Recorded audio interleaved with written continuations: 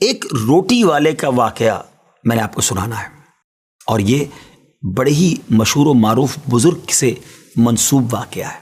حضرت ابو بردہ رضی اللہ تعالیٰ عنہ راوی ہیں کہ حضرت ابو موسیٰ اشعری رضی اللہ تعالیٰ عنہ کی جب وفات کا وقت قریب آیا تو انہوں نے اپنے بیٹوں سے کہا کہ اے بیٹو، روٹی والے کو یاد رکھنا۔ پھر یہ واقعہ خود ہی بیان کیا کہ وہ روٹی والا کون تھا۔ آپ نے کہا کہ ایک شخص تھا جس نے 70 سال اللہ کی عبادت کی، بڑی عبادت کی، مگر 70 سال بعد جب وہ باہر آیا تو شیطان نے اس کو بہکایا اور وہ ایک عورت کے فتنے میں مبتلا ہو گیا۔ 7 دن اور 7 راتیں وہ اس عورت کے ساتھ رہا، غلط کام ہو گئے۔ اب اس کو پھر شرمندگی ہوئی کہ یہ میں نے کیا کیا، 70 سال عبادت کی اور یہ 7 دن اور 7 راتیں میں نے گناہ میں گزار دی۔ بڑا شرمندہ، بڑا نادم، قدم قدم پر سجدے کرتا جاتا، توبہ کرتا جاتا۔ اب چلتے چلتے چلتے ایک مسافر خانے میں پہنچا تو وہاں 12 مسکین لوگ پڑے ہوئے تھے، لیٹے ہوئے تھے۔ اس نے بھی جگہ بنائی اور ان کے درمیان جا کر خود بھی گر کر سو گئے۔ اب رات میں ایک شخص آیا جو ان کو کھانا دیا کرتا تھا، روٹی دیا کرتا تھا۔ ایک ایک کر کے 12 روٹیاں لے کر آیا تھا، اس کو پتا تھا یہاں 12 مسکین رہتے ہیں۔ ایک ایک کر کے سب کو روٹی دینے لگا۔ وہ شخص جو یہاں آ کر اچانک بیچ میں آ کر لیٹا تھا، اس کو بھی وہ مسکین سمجھا اور اس کو بھی روٹی دے دی۔ لیکن ظاہر ہے کہ اگر ترتیب سے روٹی دیتے دیتے آگے آئے تو آخری نمبر والے کو روٹی نہ ملی، کیونکہ یہ تو 13 ہو چکے تھے۔ تو بانٹنے والے سے اس مسکین نے کہا کہ تم نے آج مجھے روٹی کیوں نہیں دی؟ اس نے کہا میں نے تو سب کو ایک ایک روٹی دی، کسی کو 2 نہیں دی۔ کہا تم مجھے روٹی نہیں دے رہے ہو۔ بہرحال وہ ناراض ہو گیا کہ ٹھیک ہے، پھر تم اگر یہ سمجھتے ہو کہ میں بددیانتی کر رہا ہوں تو میں تمہیں کچھ بھی نہیں دوں گا۔ یہ کہہ کر وہ شخص تو چلا گیا، مگر وہ مسکین بیچارہ بھوکا رہ گیا۔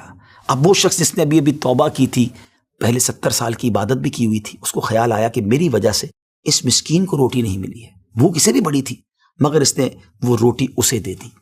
شدید بھوک لگی ہوئی تھی، رات بھر بھوک میں تڑپتا رہا اور اسی بھوک کے عالم میں صبح اس کا انتقال ہو گیا۔ حضرت ابو موسیٰ اشعری رضی اللہ تعالیٰ عنہ فرماتے ہیں کہ جب یہ شخص اللہ کی بارگاہ میں پہنچا نا تو ایک پلڑے میں اس کی 70 سال کی عبادت رکھی گئی اور ایک پلڑے میں وہ 7 دن اور 7 رات کے گناہ رکھے گئے۔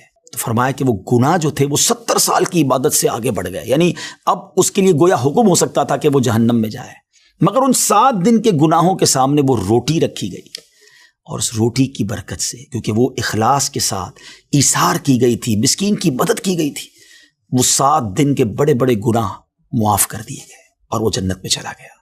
پھر آپ نے اپنے بچوں سے کہا بیٹا روٹی والے کو یاد رکھنا۔ ناظرین یہ واقعہ واقعی دلوں کے تار چھیڑ دیتا ہے۔ 2 باتیں سیکھنی ہیں کہ بعض اوقات کچھ لوگ کہتے ہیں یار میں نہیں بہک سکتا، میں تو بڑے اچھے ماحول میں ہوں۔ نہیں جناب، شیطان نے بڑوں بڑوں کو بہکا دیا ہے۔ ہمیں اپنی صحبتیں اچھی کرنی ہوں گی، اللہ کریم سے شیطان کے مقابلے میں پناہ مانگنی ہوگی اور اپنے آپ سے ڈرتے رہنا ہوگا کہ نہیں میں بھی گناہوں میں مبتلا ہو سکتا ہوں، مجھ سے بھی کوئی بڑا گناہ کہیں نہ ہو جائے۔ توبہ کرتے رہیں، ڈرتے رہیں، خوف رکھیں اور اچھی صحبت اپنائیں۔